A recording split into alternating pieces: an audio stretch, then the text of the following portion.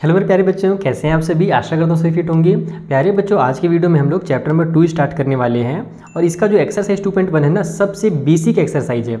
इस एक्सरसाइज को जब आप सॉल्व करोगे ना, तो आपको बहुत सारे ऐसे टर्म्स याद होंगे, ऐसे टर्म्स के बारे में पता चलेगा जिसका यूज़ आप इस चैप्टर में तो करोगे ही आगे, साथ ही साथ आपके क्लास 10th में भी यूज़ होने वाला है।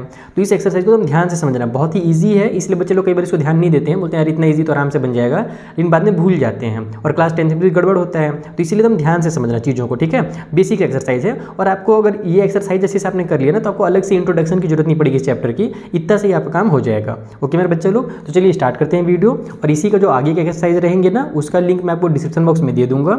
साथ ही साथ अगर आप RS अग्रवाल या RD शर्मा भी सॉल्व कर रहे हो अपनी स्कूल में NCERT के अलावा, तो उन बुक्स पर मैं वीडियो बना चुका हूँ, आपको हमारे चैनल पर मिल जाएंगे। आप हमारे चैनल को विजिट कीजिए, होम पेज पर जाइए, वहाँ पर आपको सारी वीडियोस मिल जाएंगे। तो देखो भाई, पहला क्वेश्चन क्या है, हमसे बोल रहा है कि which of the following expression are polynomial in one variable and which are not. इनमें से, ये 5 में से कौन पॉलिनोमियल है वन वेरिएबल के साथ और कौन नहीं है, अपने रीजन के साथ बताइए। ठीक है, तो सबसे जरूरी क्वेश्चन, कौन पॉलिनोमियल है कौन नहीं है, ये 1 नंबर का क्वेश्चन जरूर आता है एग्जाम में ऑब्जेक्टिव बना करके।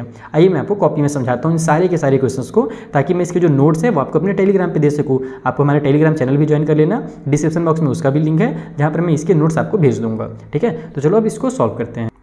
तो देखो यहाँ पर हमने सारे इक्वेशंस को लिख लिए हैं। अभी अपन आइडेंटिफाई करेंगे कौन पॉलिनोमियल है कौन नहीं। सबसे पहला आप एक रूल याद रखो दिमाग में कि कोई भी पॉलिनोमियल ना, जो उसका वेरिएबल होता है, देखो पॉलिनोमियल में 2 चीज़ें होती हैं, एक हमारा कांस्टेंट टर्म होता है और एक वेरिएबल होता है। जो x लिखा हुआ रहता है या y लिखा रहता है या z लिखा रहता है या फिर t लिखा रहता है ना, जो ABCD रहते हैं, इसको अपन बोलते हैं वेरिएबल सिंपल लैंग्वेज में।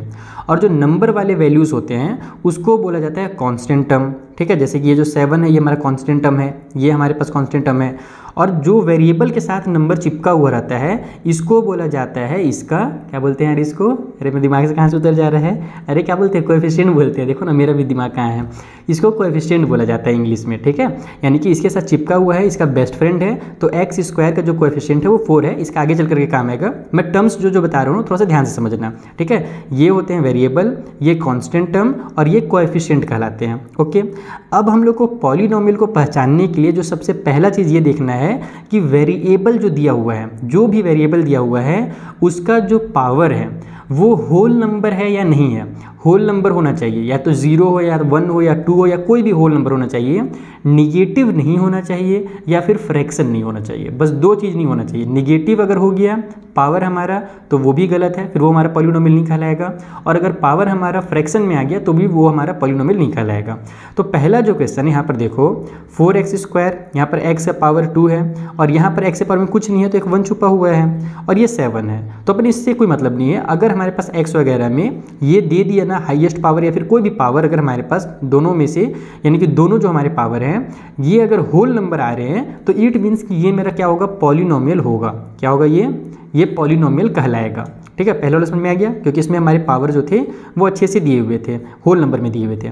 दूसरा जो है वहाँ भी देखो, तो y की पावर में 2 दिया हुआ है और ये जो रूट के अंदर 2 है, अगर इसको अपन देखो, इससे तो मतलब है नहीं वैसे। मैंने आपको क्या बताया कि आपको वेरिएबल का पावर देखना है। किसका पावर देखना है, वेरिएबल का। मैं यहाँ पे कहीं शॉर्टकट में लिख भी देता हूँ नोट करके, ताकि आप लोग को याद रहे कि वेरिएबल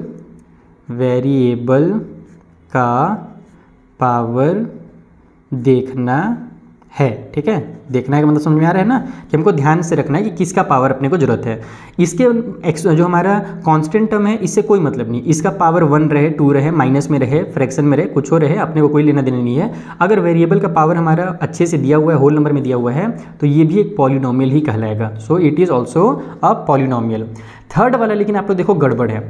यहाँ पर हमारे पास एक इधर t दिया हुआ है, एक वेरिएबल यहाँ पर है और एक t यहाँ पर दिया हुआ है। तो ये जो t है इसका पावर तो 1 है, इसके पास यहाँ पर पावर में कुछ नहीं लिखा है, यानी कि इसका पावर 1 है। लेकिन ये जो रूट वाला t है, अगर आपने पिछले एक्सरसाइज को हमारे वीडियो से पढ़ा होगा, तो यहाँ पर मैंने आपको समझाया था रूट के बारे में। रूट का मैंने मतलब समझाया था कि जो रूट है इसका मतलब ये हुआ कि जो t है ना, इस t के पावर में 1/2 है। कितना है, जब रूट किसी भी नंबर के पावर में 1/2 रहता है ना, तो उस 1/2 को हटा करके अपन उसको रूट के अंदर डाल देते हैं। समझ में आया?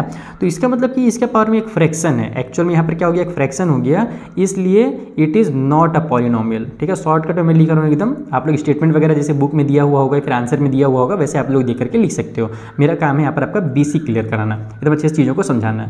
इस क्वेश्चन को ये बच्चा देखिएगा तो फटाफट बोलेगा सर ये तो हमारा पॉलिनोमियल है। चलो तुम लोग गैस करो तो है कि नहीं है, गैस कर लिए, दिमाग में सोच लिए, अब चीटिंग नहीं करना, चेंज नहीं करना, ठीक है।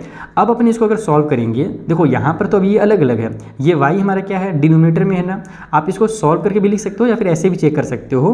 हम लोग जब इस y को ऊपर लेके जाएंगे कभी पॉलिनोमियल में ना, जो भी हमारे वेरिएबल्स रहते हैं उसको अपन न्यूमरेटर में लिखते हैं, डिनोमिनेटर में नहीं लिखते हैं। तो इसको दो तरीका है, आप या तो सॉल्व कर लो, y से y का मल्टीप्लाई करो तो y का स्क्वायर आ जाएगा, प्लस में ये 2 आ जाएगा और पूरे के नीचे में y हो जाएगा। ये हम लोग इसको मैंने शॉर्टकट तरीके से किया है, बाकी आप ऐसे भी कर सकते हो कि यहाँ पर y है, यहाँ पर नीचे 1 है, इस कैल्शियम लेंगे तो y आएगा, ऐसे भी कर सकते हो। तो अब देखो डिनोमिनेटर में जो y है, ये डिनोमिनेटर में जो y है, इसको जब अपन न्यूमरेटर में लेकर के जाएंगे तो ये क्या हो जाएगा, y के पावर में -1 हो जाएगा। कभी भी कोई नंबर डिनोमिनेटर से न्यूमरेटर में लेकर जाया जाता है, एक्सपोनेंट का रूल पढ़ा है ना पिछले वाले चैप्टर में, अगर नहीं पढ़े बेटा तो पिछला चैप्टर पहले पढ़ लो, बाद में फिर मैं समझ लूँगा कि सर ये -1 क्यों हो रहा है। तो डिनोमिनेटर में हम लोग पिछले एक्सरसाइज में देख चुके हैं, पिछले वाले चैप्टर के लास्ट एक्सरसाइज में, कि कोई भी नंबर या फिर कुछ भी अगर हमारे डिनोमिनेटर में है, अगर उसको अपन न्यूमरेटर में लेकर के जाएंगे तो उसका जो पावर होता है वो प्लस से माइनस हो जाता है, और अगर माइनस में तो प्लस में हो जाता है, यानी कि पावर का साइन चेंज हो जाता है कुल मिलाकर के। तो यहाँ पर तो पावर में प्लस का 1 था, लेकिन जब अपन इसको ऊपर लेके जाएंगे तो ये पावर में हमारा -1 आ जाएगा, और इस वजह से ये भी क्या है, नॉट अ पॉलिनोमियल। समझ में आया ना। तो इसको देख करके फिर बच्चे लोग बोलते हैं ये पॉलिनोमियल है, लेकिन गड़बड़ कर देते हैं, क्योंकि इसका जो पावर है एक्चुअल में ये -1 है, इसीलिए बेचारा डिनोमिनेटर में फंसा हुआ है।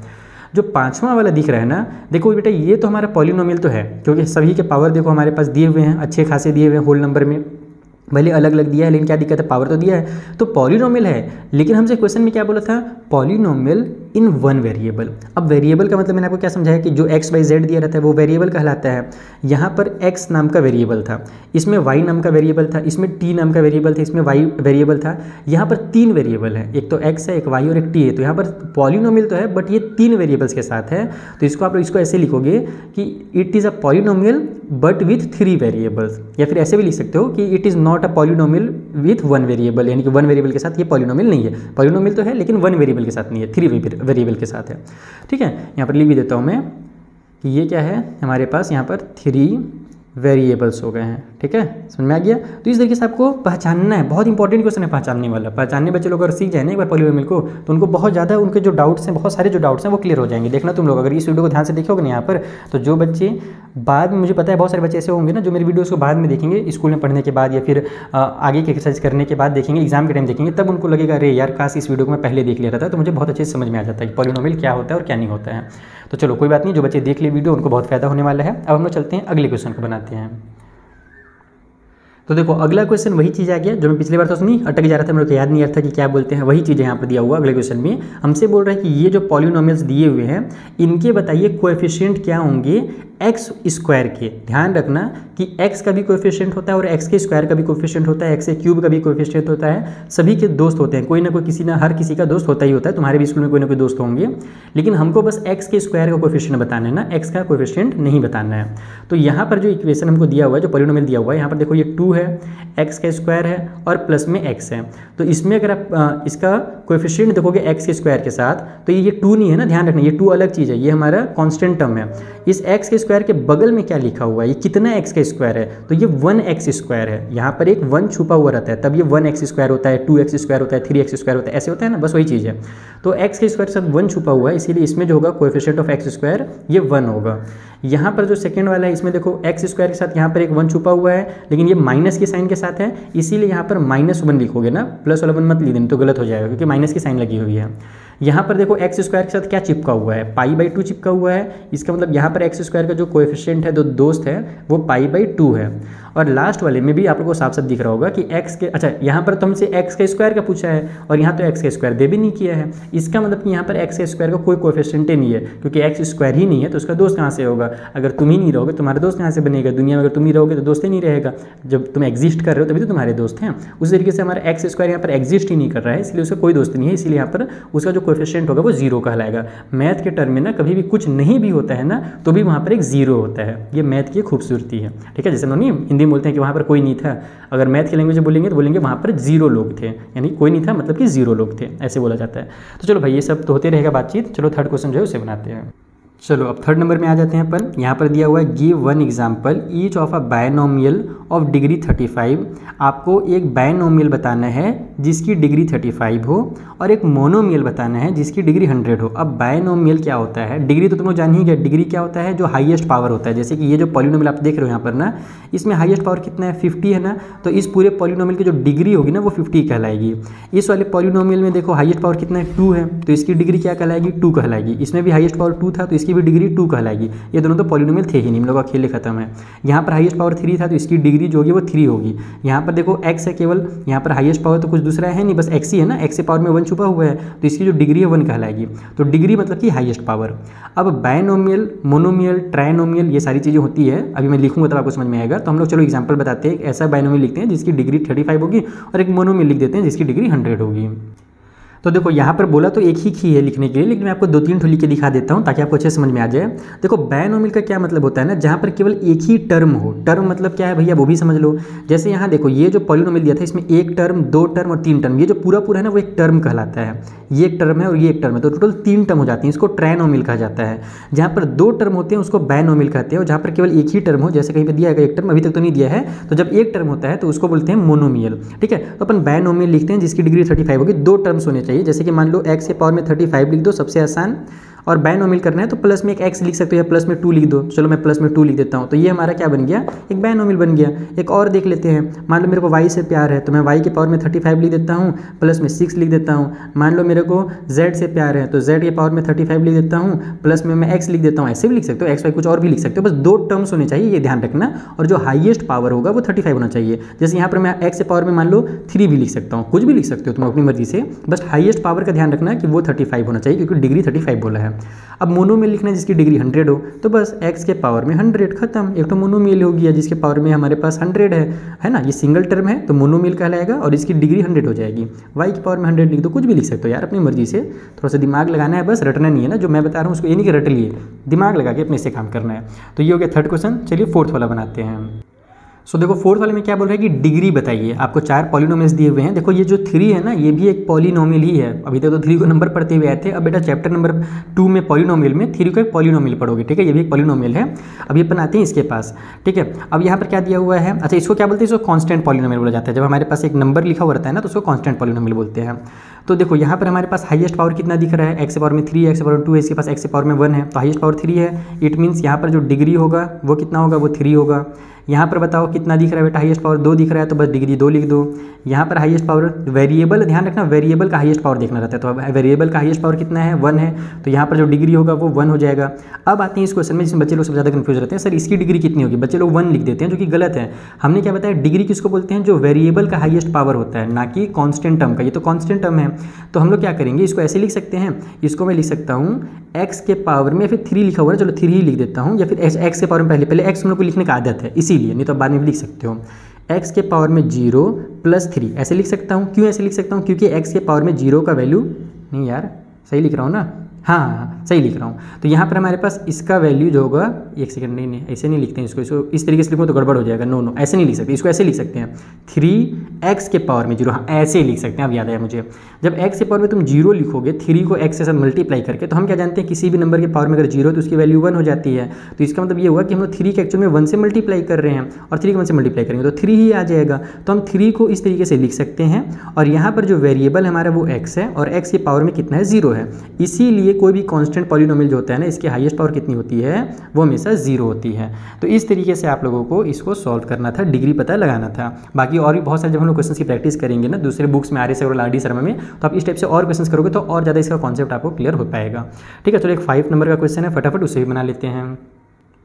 तो देखो 5 वाले में क्या बोल रहा है, क्लासीफाई कीजिए कौन से लीनियर हैं, कौन से क्वाड्रेटिक है और कौन से क्यूबिक है। लीनियर का मतलब मैंने क्या बताया था, जिसका हाईएस्ट पावर 1 हो वो लीनियर है, जिसका हाईएस्ट पावर 2 हो वो क्वाड्रेटिक है, जिसका हाईएस्ट पावर 3 हो वो क्यूबिक है। देखो नाम को 2 तरीके से लिखा जाता है किसी भी पॉलिनोमियल का नाम। जैसे आप लोग एंगल पढ़े हो ना, एंगल के नाम 2 तरीके से होते हैं। एक किसी भी ट्रायंगल के साइड के हिसाब से हम लोग उस ट्रायंगल का नाम लिखते हैं, सॉरी एंगल का नाम बोल रहा था, ट्रायंगल का नाम बोलना चाहिए मुझे। ट्रायंगल के नाम 2 तरीके से लिखते हैं, या तो साइड के हिसाब से लिखते हैं, जैसे तीनों साइड अगर बराबर है तो इक्विलेटरल ट्रायंगल ऐसे लिखते हैं।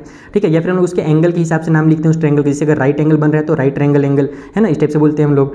राइट एंगल ट्रायंगल, उल्टा बोल रहा हूँ यार, मैं थक गया हूँ लगता है बहुत ज़्यादा, क्योंकि आजकल उपवास चल रहा है ना, मेरा फास्टिंग चल रहा है। कोई बात नहीं, हटाओ वो सब चीज़, ध्यान नहीं देते हैं, इसमें ध्यान देते हैं।